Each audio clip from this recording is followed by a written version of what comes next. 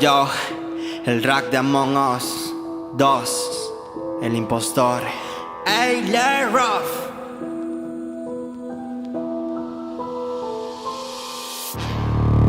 We be making money, no time to play around. You better bow down until your face is on the ground. No, you don't wanna try me, I heard you being loud. You better bow down, cause we the kings of underground. We be making money, no time to play around. You better bow down until your face is on the ground.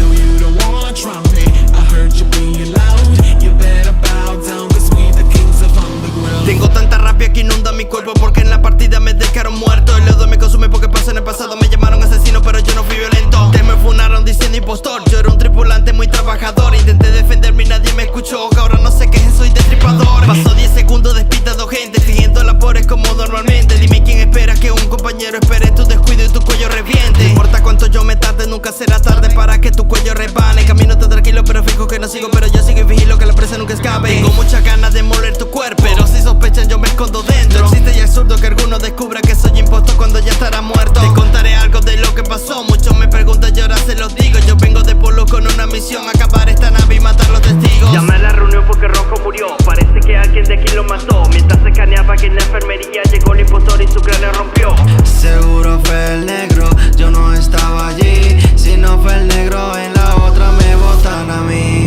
We be making money, no time to play around. You better bow down until your face is on the ground. No, you don't wanna try me, I heard you being loud. You better bow down, cause we the kings of underground.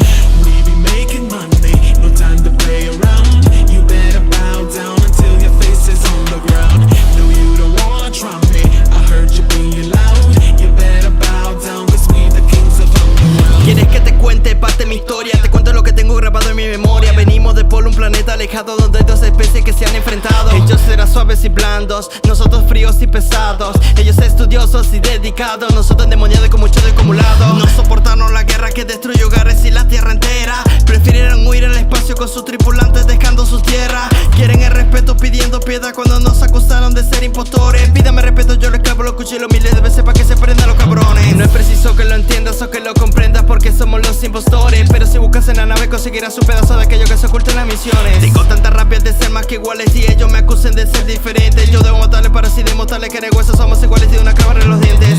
Tú mataste al negro, ahora yo voy por ti. Dime solo una razón para no botarte aquí. Yo no estaba allí, pero con él te vi. Si tanto me acusas pido que te voten a ti.